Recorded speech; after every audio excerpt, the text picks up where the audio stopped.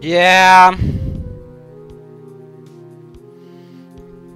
Totally the best place to end the video, 2012.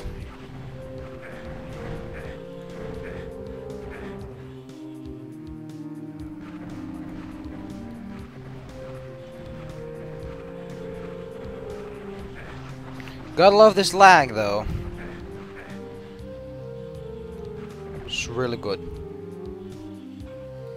That is some high quality lag. Hello, I'd like to welcome all to Heretic. Well, for some reason we're running at 30 frames per second. What's up, video game? I probably need to restart the recording for that to fix, so, yeah. Yeah. Attaboy. Like, I mean like 30 frames per second when it's actually running at 60 frames per in-game second, so it's like not working like it's supposed to. Can you just sit still so I could blast you a bit? Jeez. We have the yellow key, but I actually want to go back and see if there's anything I missed, like this.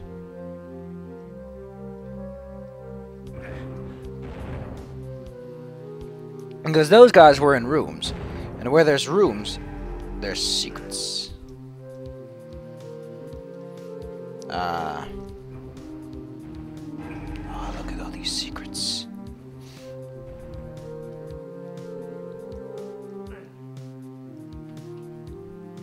I only found 2 of the secrets so far. There's another one over there. We'll find it eventually, I guess. I wonder where that one guy was. And where that guy was. I think they weren't actually in this room when we came here, but whatever. By the way, notice how that guy blended in perfectly with the background. That's so nice. That's such an attentive detail. I don't think you see that in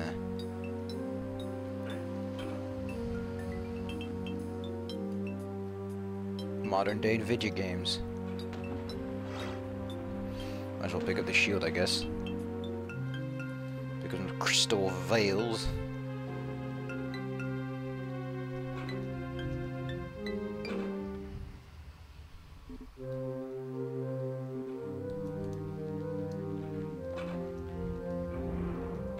You'd think, and you'd be totally right. Yeah, I don't know why I didn't check this, but I think there's an area like this in a certain level where, like, oh, it's a secret! No, it actually isn't. Where you, like, think that, yeah, it's just the generic level design. It's that area that doesn't typically have a secret, because look, it's right behind you. It's too obvious. No, here they're creative.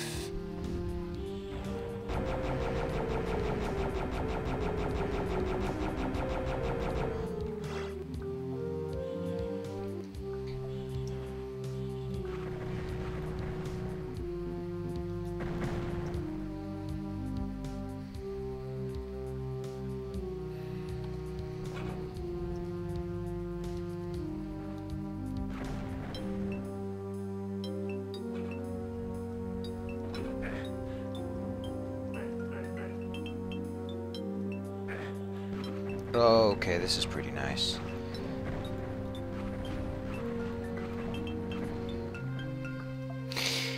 I've actually been giving it some thought about why sometimes enemies just launch towards you from a ledge. I really am curious as to why that happens. It might have to do with them turning around towards you as the shot impacts. But then another shot kills them. And they retain some of that original momentum and they fly towards you. But that would imply that there is a sliding mechanic in this game. And there is sort of a braking system that would function in such a fashion.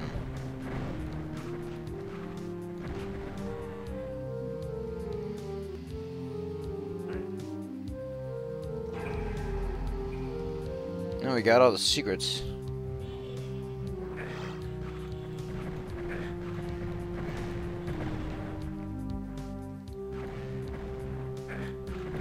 Man, I'm not. I've really lost some of my touch in these games.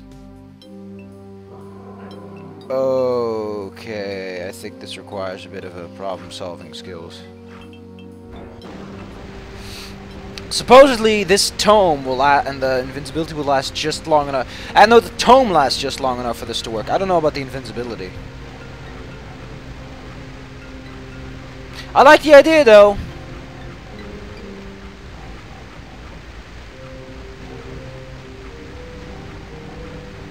I don't like giving up a ring of invincibility, but, you know...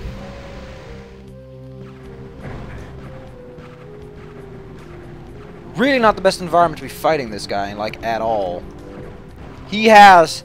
This is really his environment. Like, if you don't do that cheesy trick where you use, like, well, this one's actually, it's low ceiling, so I think you could get away with the Hell Staff. Doesn't do as much damage, but this one would do a lot of damage, too. But in a closed space like this, he has the strategic advantage because he is big. He takes up a lot of space. And unlike what Duke Nukem keeps saying, his ass is not grass. Ooh. Well, I got my ring back.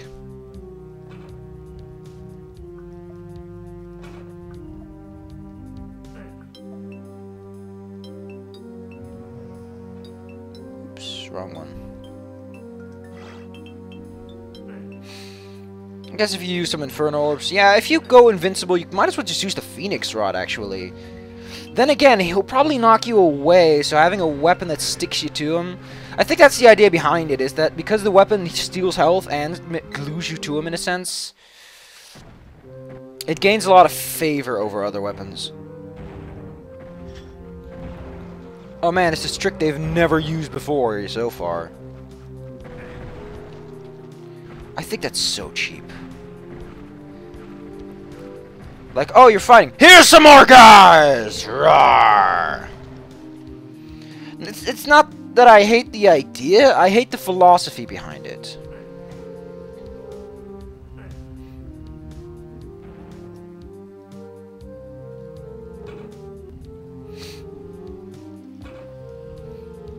The philosophy being, rawr, I'm a dinosaur.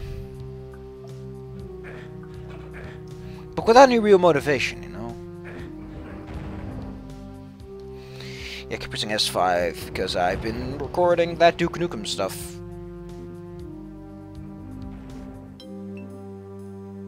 Which, $20, that staff is haunted. Ooh, disciples, no less. We're gonna go somewhere where I can manage them. And proper.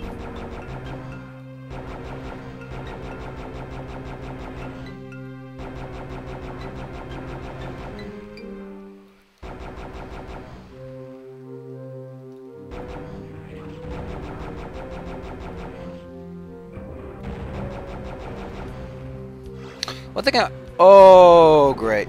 Oh, great. Oh, great. I am so smart. You're not so smart. But one thing I always notice about people reviewing games is that they're like, oh, well, the levels are so forgettable. And I'm like, No one ever thinks that forgettability might be an idea in the design. Like, the level's supposed to be forgettable. It's supposed to be drab and dreary and uninteresting. That's the whole fucking point. The UAC Mars facility is forgettable because it's just a forgettable place.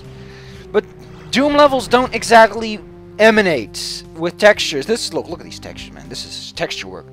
But in Doom, the areas resonate. They are drably in texture and they're drably in design, very square and such. But you remember them because they find memorability in other places. They don't need to be remembered. They're fucking levels of Doom, man. They're talking shit about the... I don't know. But people like to forget that you can use monotony as a gimmick. People are like, oh, you gotta be creative and interesting. And then like, no, no, no. That's not what kind of creativity I want. Imagine being haunted. Being with a Slender Man guy. The reason the Forest works so well is because it's monotonous as fuck. You don't know where you are. You can't navigate properly. If you're stuck in... Oh, wow. There's wind here for no reason, by the way. If you're in a room, or in a series of rooms, and you can't know where you are because the level design is so monotonous, and it's just impossible to navigate, that's good. Because it makes it all the scarier, because you don't know if this is the room you scared the monster into or not. They're like, whoopsie snickerdoodles, made a mistake. And monotony is frequently an artistic choice in painting, so why is it so bad? Have you seen cubism? Does cubism radiate excitement? No, it's just cubes. You see cubes everywhere in daily life. So why is nobody shitting on Picasso? Because he uses that monotony of a cube and makes it into something. Yes, the design's monotonous.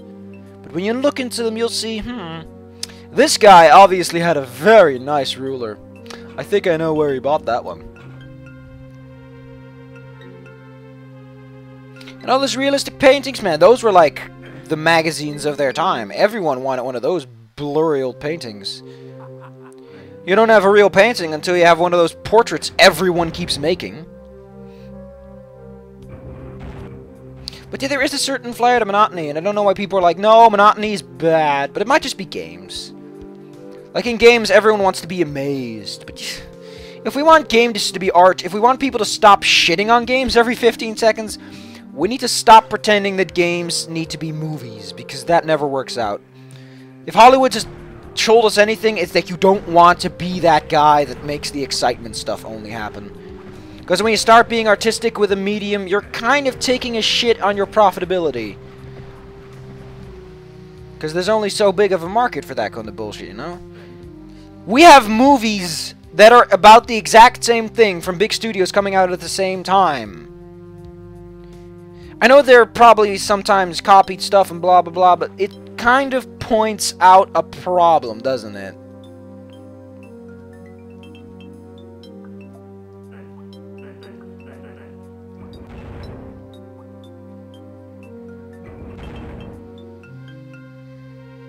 Did I miss a button? Oh yeah, I missed a button. Like I can see the buttons. But yeah, it's I don't know. I don't know what to call it. I don't know what to name it or what to shame it.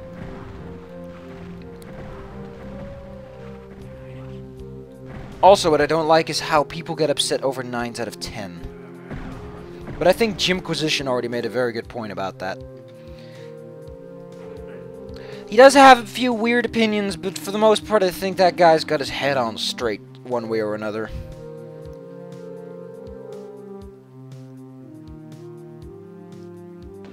He wouldn't just blatantly take someone else's opinion, and that's honestly all that I give a shit about.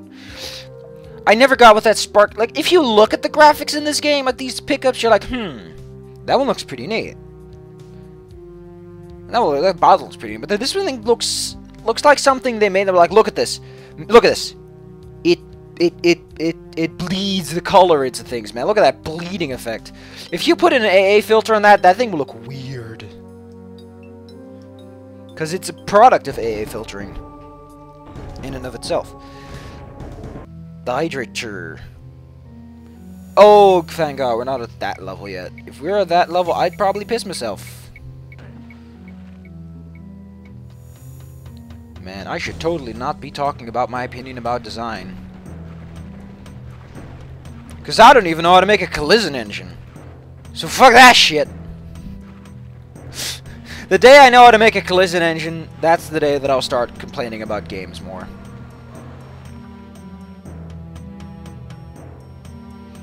Oh yeah, this is the level where everything's a fucking ghost, and the level just takes a periodic shit on you. Let's clean up the main area, and then we'll stop it. And this level's ass. If you want to see a big ass, you just take this level and you're like, here, done.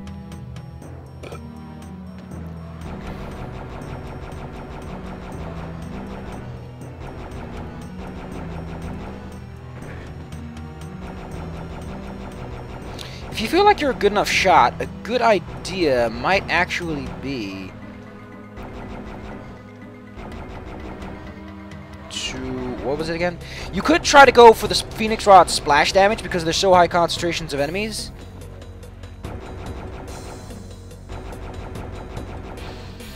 For now, I just recommend the Dragon Claw because it cleans up really well.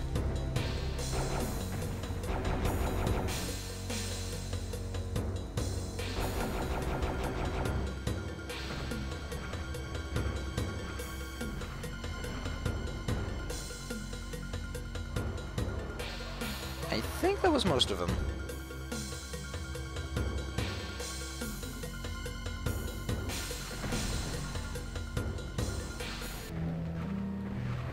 Don't forget there's guys on the walls!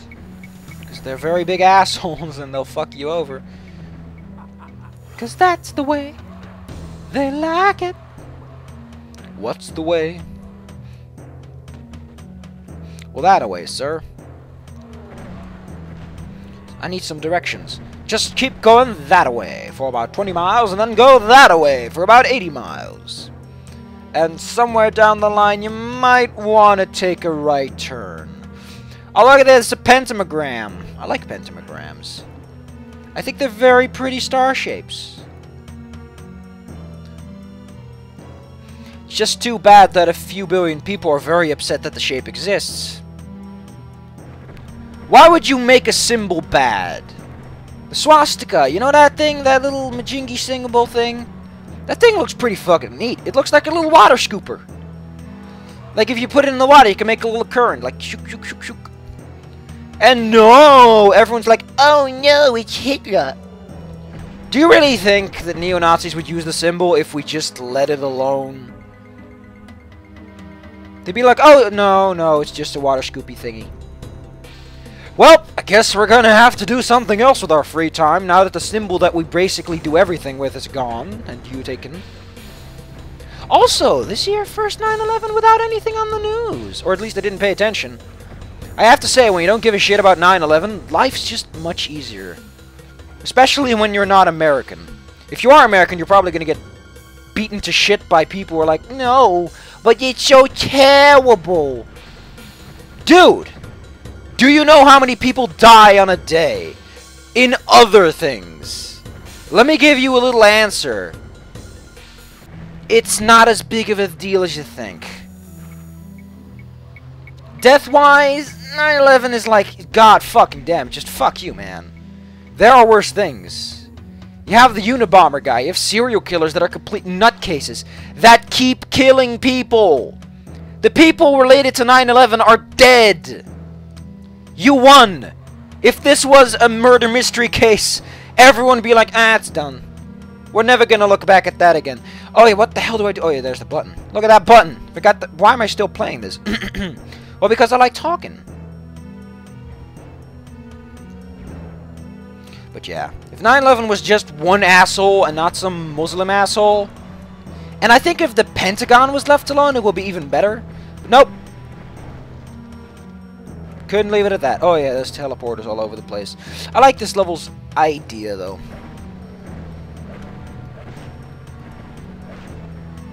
I'm just gonna switch to this one.